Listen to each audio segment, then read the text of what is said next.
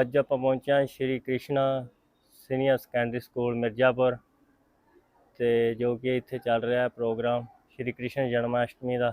ਦੇਖਦੇ ਹਾਂ ਅੰਦਰ ਕੀ ਮਾਹੌਲ ਹੈ।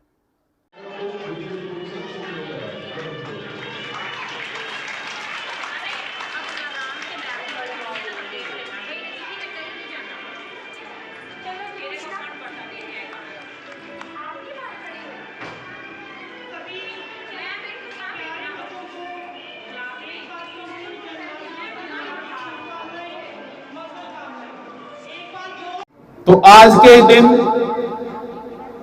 भगवान श्री कृष्ण ने इस धरती पर अवतार लिया था। कहते हैं द्वापर युग था, उस समय द्वापर के जो मथुरा थे उसके राजा थे, उनका नाम था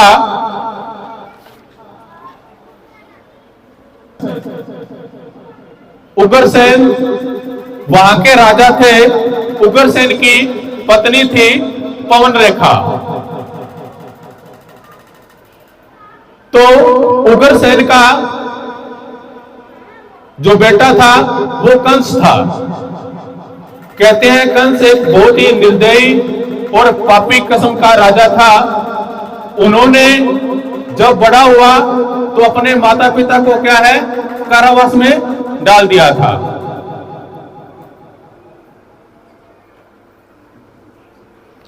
जैसे ही बड़ा हुआ तो क्या है उसने अपने माता पिता को क्या है कारावास में डाल दिया और प्रजा पर, इस धरती पर प्रजा पर क्या है अत्याचार करने शुरू कर दिए थे।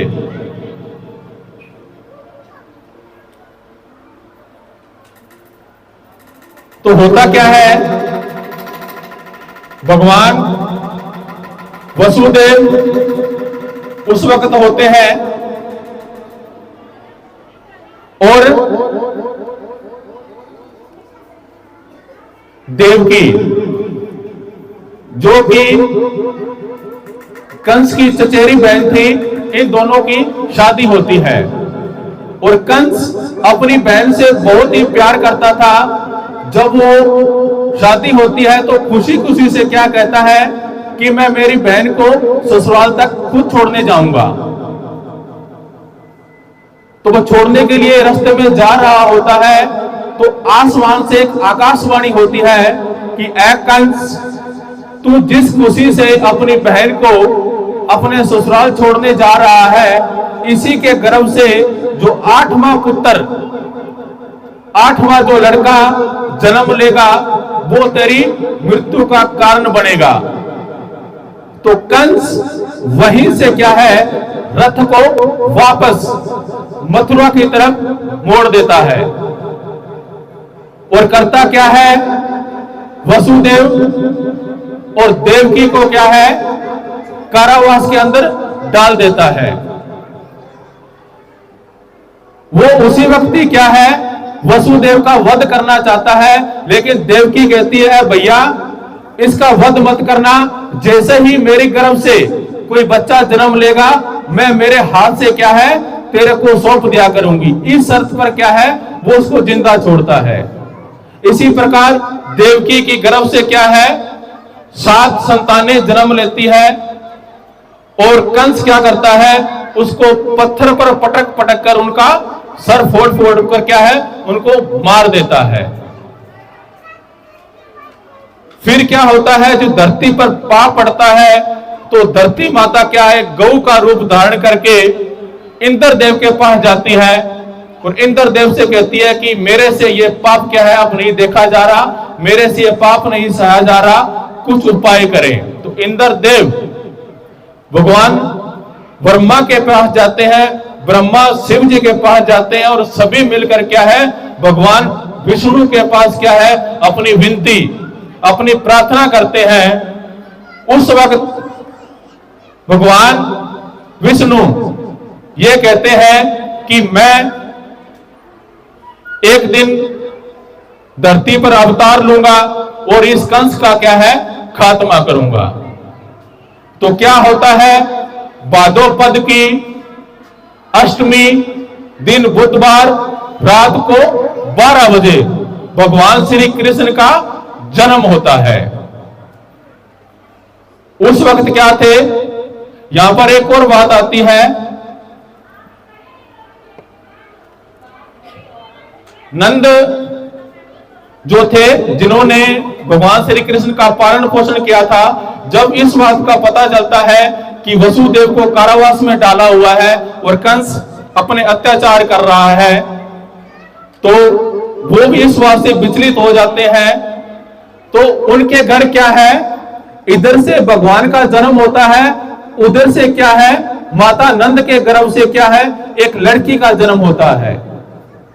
जैसे ही भगवान श्री कृष्ण का जन्म होता है, भगवान श्री कृष्ण अपने विराट रूप में क्या है, वसुदेव और देवकी को दर्शन देते हैं और कहते हैं इस बालक को, यानी कि मुझको आप नंद गोकुल में छोड़ आए और वहां से उस पुत्री को उठाकर अपने पास ले आए। तो क्या है, जो जेल है उसके ताले अपने आप खुल जाते हैं। वसुदेव की हाथों की हथकड़ी, पांव की हथकड़ी क्या है, ऑटोमेटिक खुल जाती है। जो पहरेदार थे वो निद्रा में चले जाते हैं और क्या है, वसुदेव टोकरी में डालकर भगवान श्री कृष्ण को लेके जाते हैं। जब वो जा रहे होते हैं, रात्रि का समय होता है और खूब बारिश होती है। यमुना भी क्या है, अपने पूरे उफान पर होती है। जब यमुना को पार कर रहे होते हैं वसुदेव, तो क्या है, जमुना का स्तर इतना बढ़ जाता है कि वसुदेव के सिर्फ गर्दन ही बाहर रहती है। क्यों रहती है, गंगा भी चाहती है किसी प्रकार से क्या है, मैं भगवान के जो पांव है उसको स्पर्श कर लूं। भगवान श्री कृष्ण जानी जान होते हैं, टोकरी से अपना पांव नीचे करते हैं, गंगा उसको छूती है, फिर शांत हो जाती है और वसुदेव आगे बढ़ जाते हैं। अपने मित्र नंद को अपना 8वां बेटा भगवान श्री कृष्ण के रूप में सौंपते हैं। वहां से उस लड़की को लेकर वो आते हैं और सारे के सारे वैसे ही दरवाजे बंद हो जाते हैं, वैसी हथकड़ियां फिर से लग जाती है। जब रोने की आवाज आती है लड़की की, तो द्वारपाल बोलते हैं कि ये तो 8वीं लड़की के रूप में, बच्चे के रूप में लड़की ने जन्म लिया है।